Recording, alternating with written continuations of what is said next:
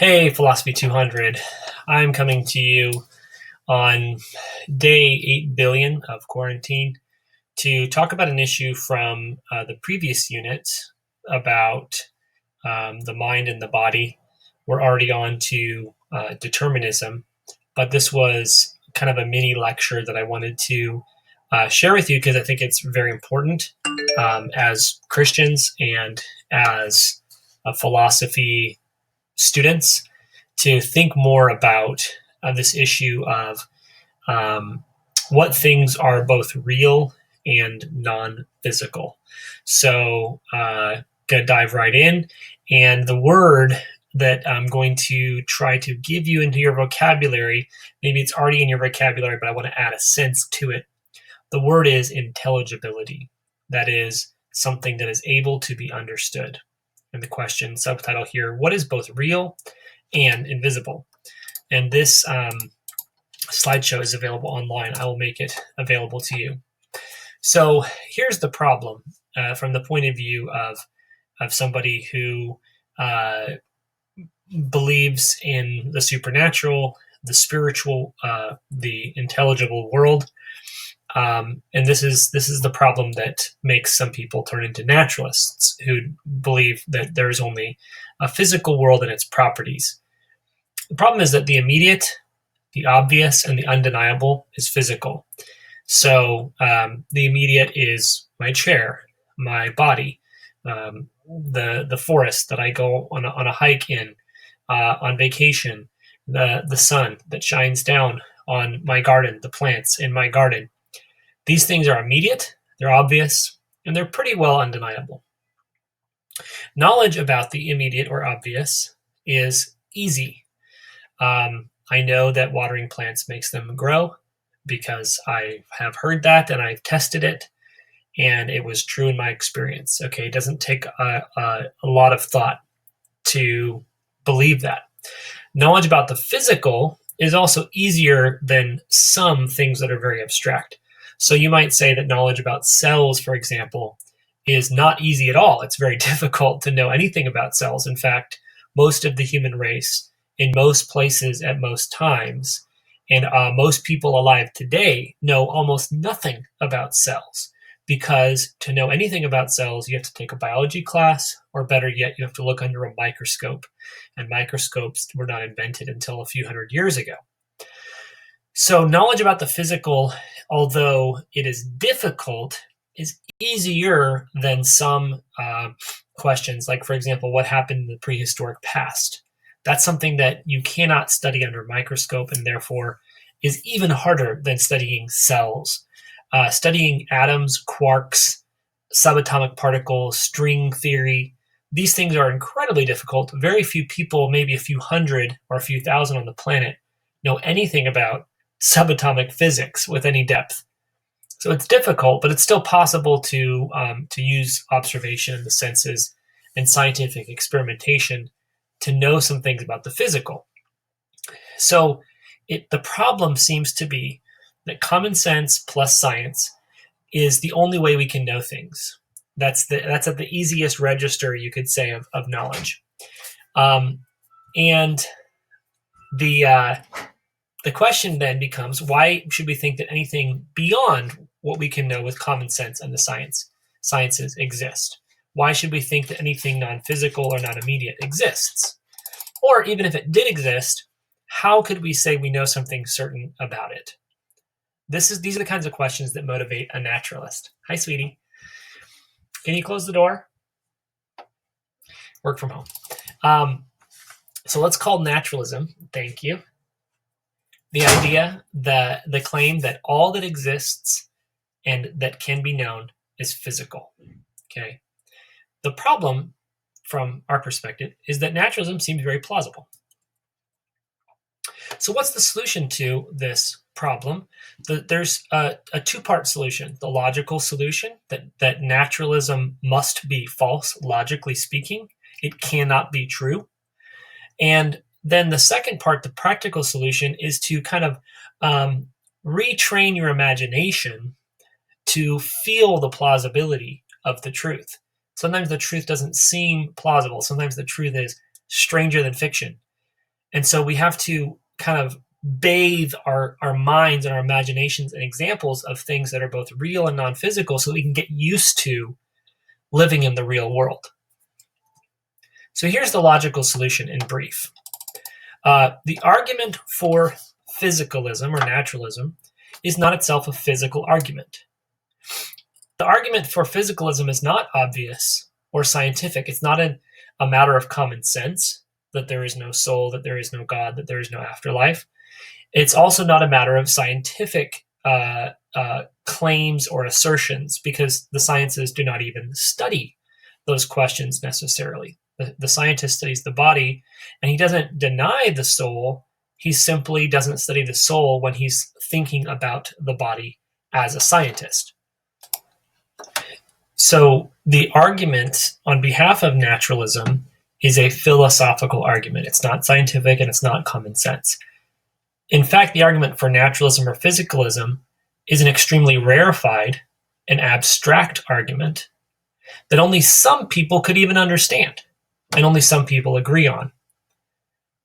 If you have been to a university in the West or a westernized university anywhere in the world, like Africa or China, then maybe you have gotten in on this conversation about naturalism.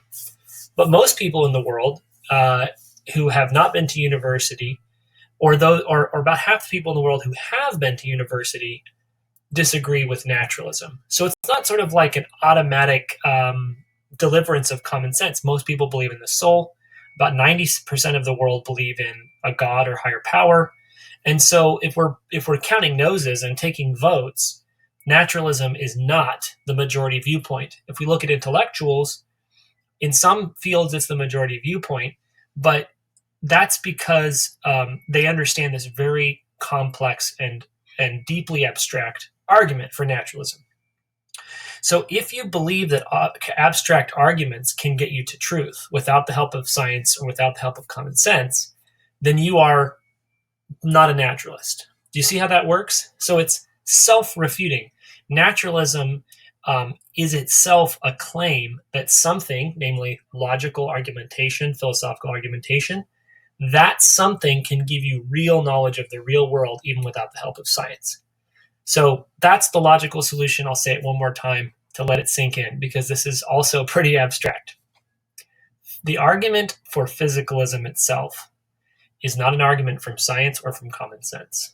And yet physicalism says the only kind of knowledge that we can reliably trust is from common sense or science.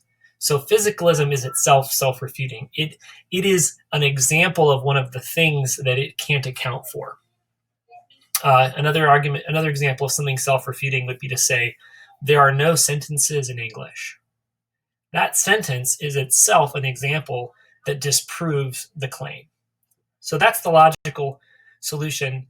Now let's look at some practical solutions. This is where we retrain our minds to acclimate to reality. Here are some examples of things that are not physical or immediate, the way that my plants or my garden or my body or the sun are. But they are knowable and they are real, arguably. 1, numbers. 2, properties and relations. And I'll go over each one of these in a little bit more detail, but I just want you to see the list. Relations is a different type of property, so I put that on its separate line. 3, God and human beings are not purely physical. God is not physical except insofar as he chose to adopt human nature in the incarnation in the second person of the Trinity. But God the Father and the divine nature and the Holy Spirit are not physical. They created the physical. They are not physical. And human beings are what C.S. Lewis calls amphibious, right? An amphibian lives on the water and the land. We live on the physical and the spiritual planes. Angels and demons are real, but not physical, and they are knowable to an extent through sort of personal interaction. Sometimes you don't want that personal interaction, but there it is. The past is knowable and real, but it's no longer physical, and people get caught on this one. They say, what about archaeology? I'll try to deal with that objection in the next slide. The future is not necessarily knowable, but we can predict and identify certain things that will happen in the future, even though they aren't real yet in a physical way. We only know that through argumentation. Possibilities are real and knowable. If I did this, this would happen. That's not itself a physical state of affairs, and yet I can know it. Moral laws are not real, are not physical, but they are real, and you can break them, and you will suffer the consequences of breaking those laws, or you can follow them and you will enjoy the benefits of following those laws, even though the laws are not physical. And logic itself, which we kind of alluded to in the previous slide. Let's look at each one more closely. Plato makes the distinction between visible things, which are visible to the eyes, and intelligible things, which are visible to the intellect. Sometimes people talk about the third eye, the eye of the mind, okay? And I like that. It's just an image, I think, but it's useful. The third eye is the mind that can see even with the eyes closed. It can see true ideas. This word intelligible, in English, it means something that can be understood.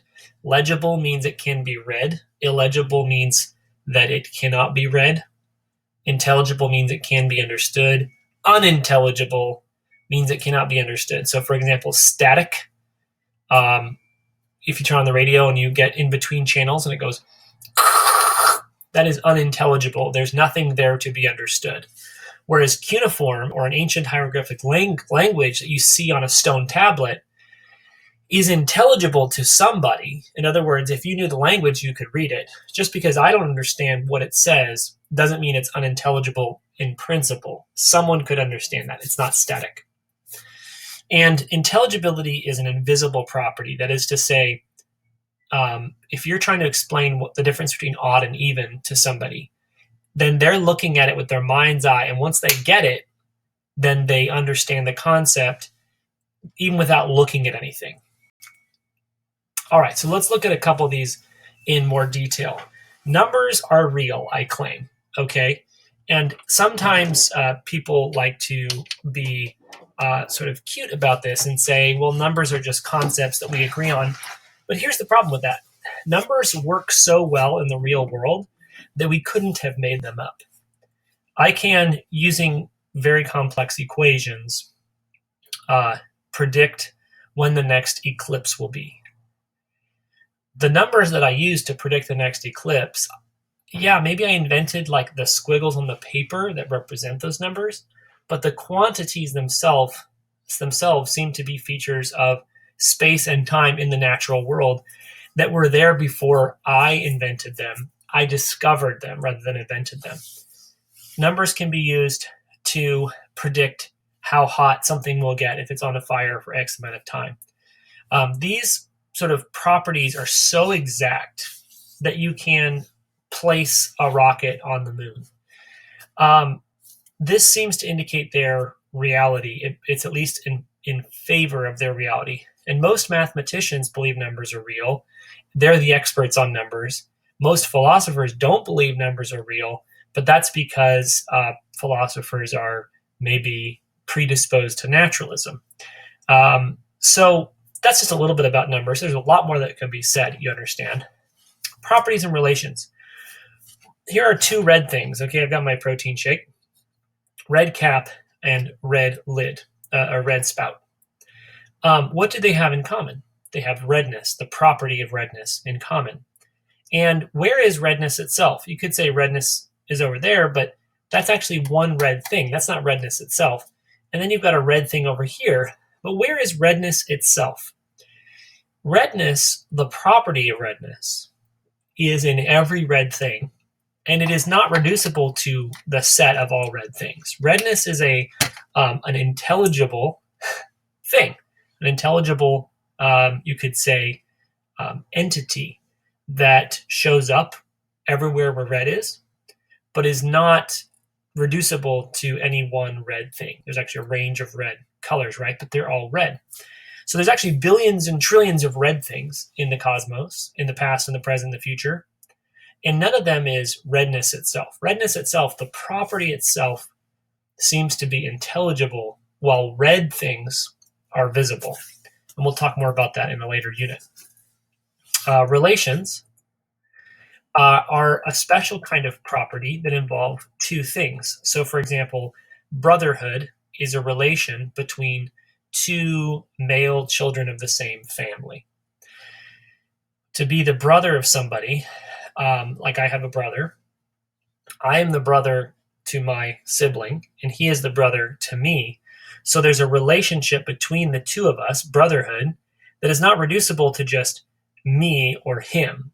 So properties are in individual things, and relations are in pairs of things or groups of things. So, for example, the relation of being my child, that's a relation I have to 4 people in this world and nobody else, I guess maybe godchildren. But I have 4 biological children, and I have that relation toward them and nobody else. And they have the relation to me of being the child of me. Okay. And relations don't seem to be physical. Yes, we have a biological connection, but once we have this idea of sonship or daughterhood or childness, that relation is not reducible to, like, how big is the relation of brotherhood? How much does it weigh? How far apart is it? These are not questions that make any sense. So relations themselves seem to be abstract, but of course very real. If getting married and being husband and wife with no biological connection whatsoever, other than distant ancestors and Noah, being husband and wife is a real relation between two people. That if that's not real, then nothing is. God is the most real thing, and he is not merely physical. He's not immediate, and he's not obvious. He makes himself obvious in certain ways. The heavens declare the glory of God, and there is no language where their speech is not heard.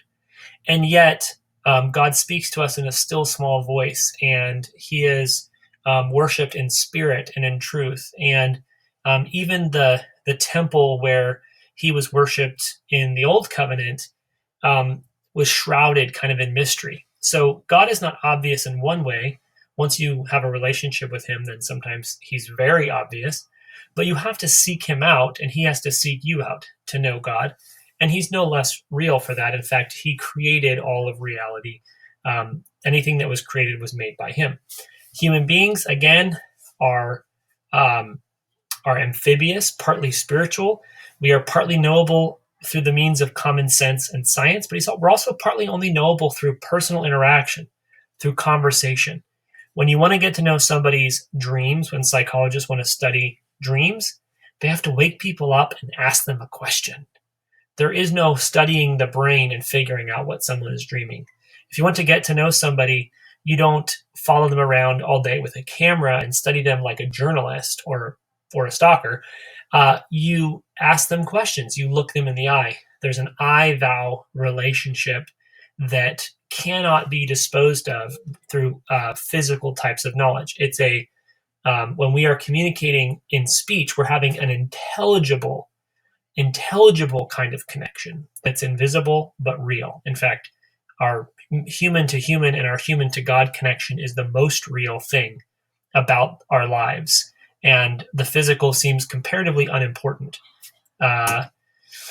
Angels and demons. So I don't know how many angels and demons y'all have seen, but they are intelligible to the mind. Okay. And the Archangel Gabriel appeared to Mary and said, "You're going to bear the Messiah." He was visible to the eyes, but he's also knowable to the mind. We can know his name. You can have a conversation with him. I know some people who move more in the supernatural who have seen things and experienced things that are very real, but not obvious, not reducible to some sort of experiment. You can't run an experiment and say, angels and demons have to show up at this time, at this place, and do a double-blind experiment. You can ask them, but they may say no. Just like human beings, you have to ask before they do things that you want them to do. Sometimes demons will do things that you ask them to do. That's called witchcraft. And so, and it's not allowed. It's not permitted for those of us who worship God. Okay. So these kinds of interactions with entities who are not physical are nonetheless real. And angels, of course, there's millions and millions of stories of people being helped by angels, seeing angels, feeling angels, and things like that. This is a very common experience. People don't like to talk about it because they might get made fun of by their naturalist friends, but they are very, very common. And we see them in history, we see them in scripture, we see them in testimonies of people's lives. And you may, in fact, depending on your experience in life, you may have seen and experienced them yourself. The past. This is an interesting one. The past is very real. Now, doesn't archaeology show that the past is physical? No. When I find a clay pot on a Greek island and I study the people that may have lived there, I'm reconstructing the past. And my reconstruction, I'm trying to make it accurate to the reality of the past. But that reality is gone. It's no longer physical. Just because the clay pot has persisted to the present moment doesn't mean that the past is physical. The past is actually completely gone. The clay pot only exists in the present, and that's how I'm able to study it and make inferences about the past. So the past, if anyone denies that the past is real, if they think only the present moment is real, then a bunch of absurdities follow, right? So the past is not real. It is intelligible. Sorry, the past is not physical. It is not physical. It is intelligible and it is real. The future. This is also a hard one. I can predict when the next eclipse will be using math. Does that mean that the eclipse has already happened? No. But it's going to happen in some sort of abstract, hypothetical way that I can actually intelligibly reach forward and know from the present vantage point. That's pretty amazing. You can predict, for example, that the stock market will go up and down. You can predict that people will be born tomorrow. These are intelligible truths that we can know in advance of their being real, of their being physical. So they are, in a sense, real before they're physical. So that is an example of arguably of an intelligible reality that's knowable with the mind before it's knowable with the senses. Possibilities. There are a million examples of this, but just think about, if you invest some money today in a CD that is guaranteed, or 2-year CD that's guaranteed, you will, let's say, invest $1,000. You will have 1,002%. Let's say $1,020. 1% of 1,000, 1% of 100 would be $1. 200, that'd be 20%, right?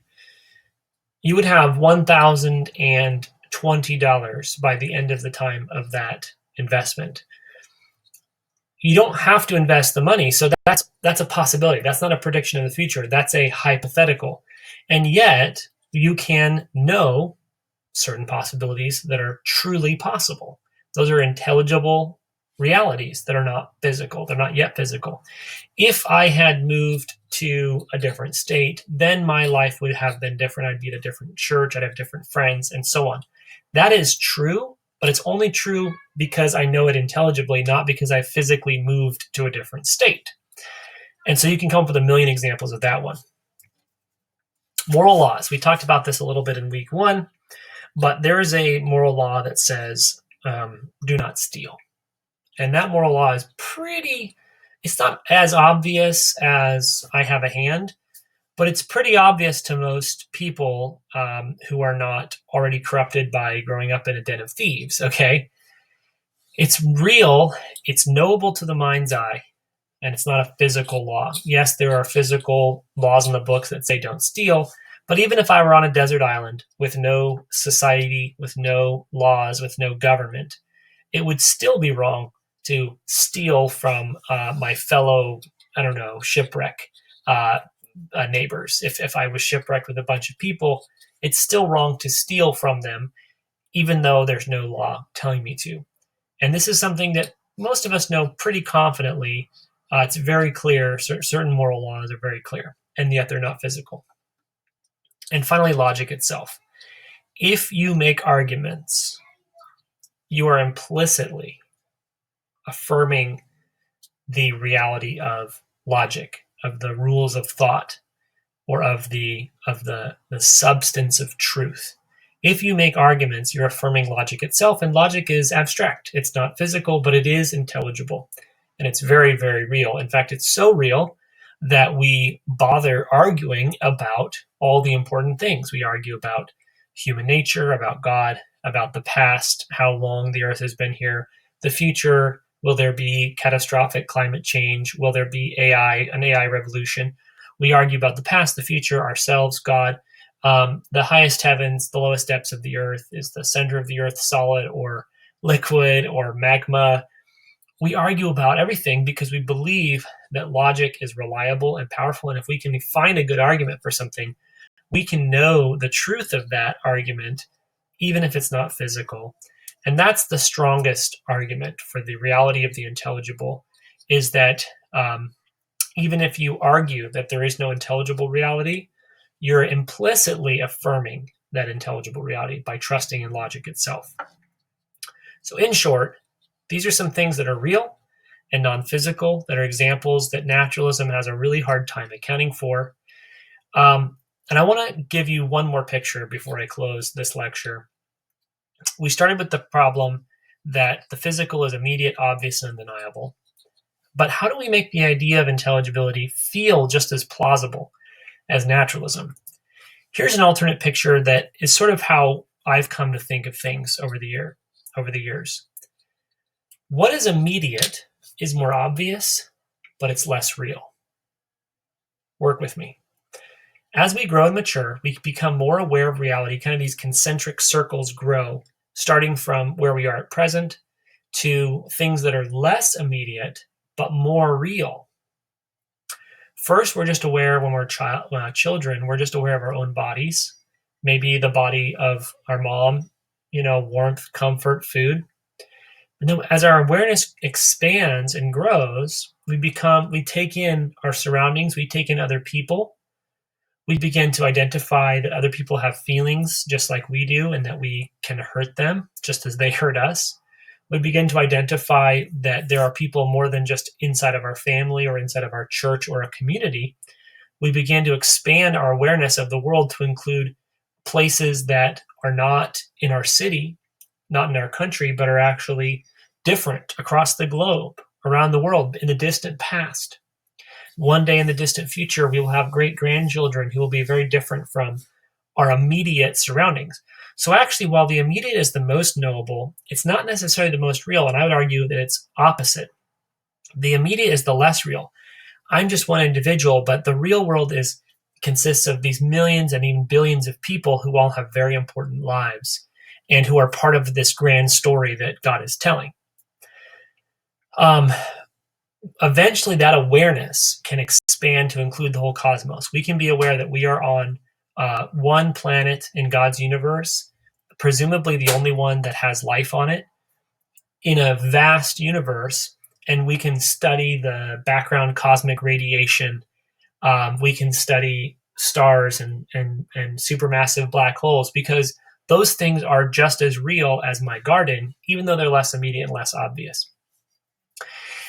Likewise, when we start out thinking physical things are solid, and we learn when we study atomic physics that there's a massive amount of space between the protons and neutrons and the electrons, right? There's this atomic space between things. So what seems to be true at the immediate level turns out to not be true when you get to the depths of knowledge. Likewise, ultimately, what do we know is the most real? It's God himself, the creator of all things visible and invisible, who is the least immediate to us and the least physical, but he's the most real, the most knowable. We can know God better than anything else, and he knows us better than we know ourselves, but we can know him too, and he's the most real thing. So really, naturalism is a childlike view of the world on my argument. And as we grow and mature, we take into our knowledge things that are less obvious, but more real. And if we refuse to make that jump to that which is intelligible, then we're choosing to view the world like a baby living inside the womb. And we're just living in denial of all the reality that surrounds us and even the reality that we are a part of. So I wanted to give you that picture. Hopefully that helps you. Maybe that challenges you, stimulates you to think about naturalism and supernaturalism. And I will see you guys next time. I would love to hear your comments on this lecture because I've never quite given it in this form before. So leave me a comment or let's discuss in the next office hours. Thanks.